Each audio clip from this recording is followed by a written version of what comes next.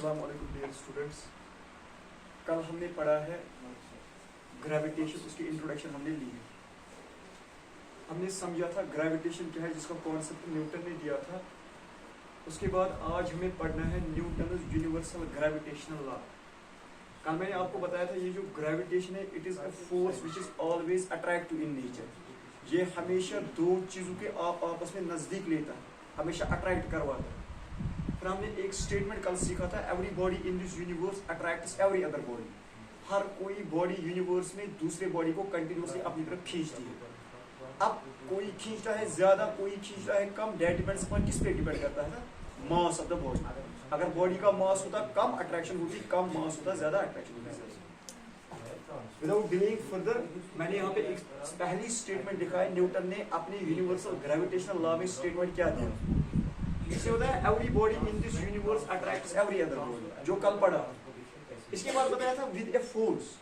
इसका मतलब है क्या, एक बॉडी जब दूसरे बॉडी को अट्रैक्ट करती है, उनके बीच में क्या होता है, force, which is directly proportional to product of the two masses. इसका मतलब है क्या, इसका मतलब मैं आपको भी समझाऊंगा। Directly proportional to product of the two masses का मतलब, सपोज मेरे पास है एक बॉडी, एक बॉल, इसका नाम है ए, दूसरी बॉडी है बॉल, इसका नाम है बी। अब प्रोडक्ट ऑफ टू मासेस का मतलब क्या है, इन दोनों अकॉर्डिंग टू न्यूटन इन दोनों के बीच में क्या होगी, अट्रैक्शन। अब वो अट्रैक्शन कितनी ज्यादा होगी, वो डिपेंड करेगा दोनों के बीच में मास कितना है, इसका मास कितना है और इसका मास कितना है। अगर मास होगा कम, मल्टीप्लाई करके निकलेगा। सपोज मैं आपको इधर बताऊंगा, सपोज इसका मास है 2 kg, दूसरे का मास है सपोज 3 kg। जरा मल्टीप्लाई करो बीच में, 2 3 कितना है, 6 आएगा ना, 6 kg बनेगा kg स्क्वायर। जरा दूसरा केस हो, अगर इन्हीं बॉल्स का मास में लूंगा, सपोज इसका लूंगा 5 kg, इसका लूंगा 8 kg। जरा मल्टीप्लाई करो, 5 8 40 kg स्क्वायर। न्यूटन के कहने के मुताबिक जितना ज्यादा मास होगा उतनी ज्यादा अट्रैक्शन होगी। जरा फिर मुझे बता, प्रोडक्ट करके इधर मिला 6 kg स्क्वायर, इधर कितना मिला, फिर ज्यादा अट्रैक्शन कहां पे मिलेगी, 40 kg स्क्वायर। क्योंकि न्यूटन यही कहता है which is directly proportional. Directly proportional का मतलब अगर एक क्वांटिटी बढ़ेगी दूसरी भी बढ़ेगी। इसका मतलब है क्या, अगर इनका मास बढ़ेगा अट्रैक्शन बढ़ेगी। इधर मास था कम, अट्रैक्शन होगी कम, इधर मास क्या मिला ज्यादा, अट्रैक्शन क्या मिलेगी ज्यादा। उसके बाद कहता है and inversely proportional to square of the distance between. इसका मतलब है क्या, देखो इसका सपोज मेरे पास इधर 2 बॉडीज है, न्यूटन के मुताबिक इनके बीच में क्या होगा, अट्रैक्शन। अब न्यूटन कहता है, पहले कहता था जितना मास बढ़ेगा उनका प्रोडक्टिविटी बढ़ेगा और अट्रैक्शन बढ़ेगी। दूसरे केस में कहता है which is inversely proportional to square of the distance between. इसका मतलब है क्या, देखो ये है 2 बॉडीज, मैंने इनको सेपरेट किया किसी डिस्टेंस से। न्यूटन के कहने के मुताबिक अगर इनके बीच में डिस्टेंस रहेगी कम, डिस्टेंस कम मतलब नजदीक होंगे, अट्रैक्शन होगी ज्यादा। अट्रैक्शन क्या होगी, अगर मैं इनको लूंगा दूर दूर, अट्रैक्शन क्या होगा, उसी को कहते हैं इनवर्स। इनवर्स का मतलब एक क्वांटिटी बढ़ेगी दूसरी क्वांटिटी घटेगी। डिस्टेंस इधर घटती है, कम होती है, अट्रैक्शन बढ़ेगी। डिस्टेंस इधर ज्यादा होती है, अट्रैक्शन क्या, अट्रैक्शन। वो समझ आया आपको, यही कहता है। अब हम थोड़ा सा मैथमेटिकली इसको प्रूव करेंगे। इसके कहने का मतलब क्या है, आपको पूरी तरीके से क्लियर होगा ये कहना क्या चाहता है इस लॉ में। मैं क्या दूंगा ऐसे, suppose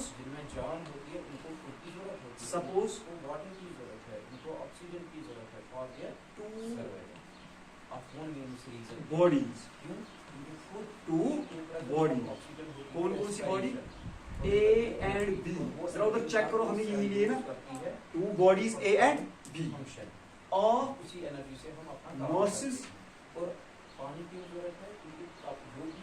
M1 and M1 and M2। इसका मास मैंने क्या रखा, इसका मास M1 एंड M2 इंडिकेट्स क्या है, वेरिएबल है, कुछ भी मास हो सकता है, इसका भी कुछ भी मास हो सकता है।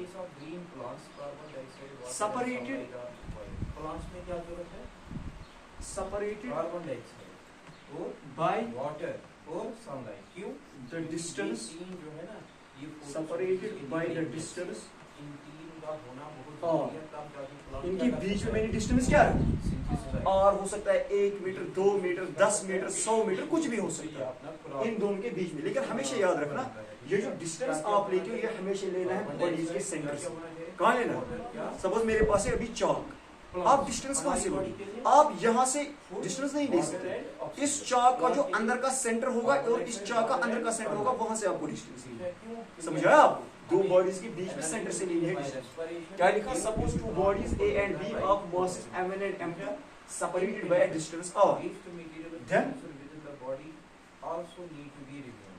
according हमारी बॉडी जब हम फूड खाते हैं उसकी डाइजेशन होती है, इंजेक्शन, तो डाइजेशन होती है, फिर एसिमिलेशन, फिर इसको यूनिवर्सल ग्रेविटेशनल लॉ, इसके हिसाब से फिर क्या बनेगा? न्यूटन क्या कहता है? अगर दो बॉडीज होगी आपस में, उनके बीच में क्या होगी? अट्रैक्शन, वो फोर्स ऑफ अट्रैक्शन होगी। इसका मतलब है क्या? F जो फोर्स मिलेगा मुझे क्या है? वो निकलेगा न्यूटन की कहने में directly proportional to m1 into m2। m1 into, जरा स्टेटमेंट में देखो, every body in this universe attracts every other body with a force which is directly proportional to product of the mass। जो मास होगा इन दोनों का, उनको आपस में क्या करना है? मल्टीप्लाई। अगर इधर मल्टीपल आपको कम निकला, फोर्स भी क्या होगा? कम। उधर देखा ना आपने, मल्टीपल निकला इन दोनों का कम, फोर्स भी क्या निकलेगा? मल्टीपल निकला ज्यादा, फोर्स भी क्या निकलेगा? यही कहता है अगर इन दोनों के बीच में आपको प्रोडक्ट निकला कम, फोर्स ऑफ अट्रैक्शन होगी कम। अब प्रोडक्ट निकलेगा ज्यादा, फोर्स ऑफ अट्रैक्शन भी क्या होगी?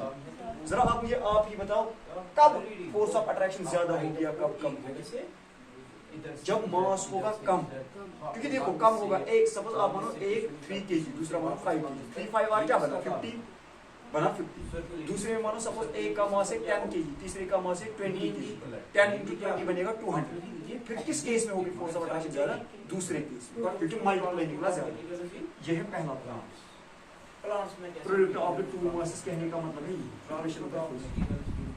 इसको कहते हैं डायरेक्ट प्रोपोर्शन। मास बढ़ेगी, फोर्स ऑफ अट्रैक्शन भी बढ़ेगा। दूसरा कहता है force is inversely proportional to square of the distance between them. Square of the distance, distance कितनी मैंने रखी? r। अब distance between them square of the distance बनेगी। इसको हम कहते हैं इनवर्स प्रोपोर्शन। क्या कहते हैं? इनवर्स प्रोपोर्शन का मतलब शबाश, वेरी गुड। अगर डिस्टेंस बढ़ेगी फोर्स घटेगा, फोर्स कम होगा। अगर डिस्टेंस होगी कम, अगर नजदीक होंगे फोर्स क्या होगा?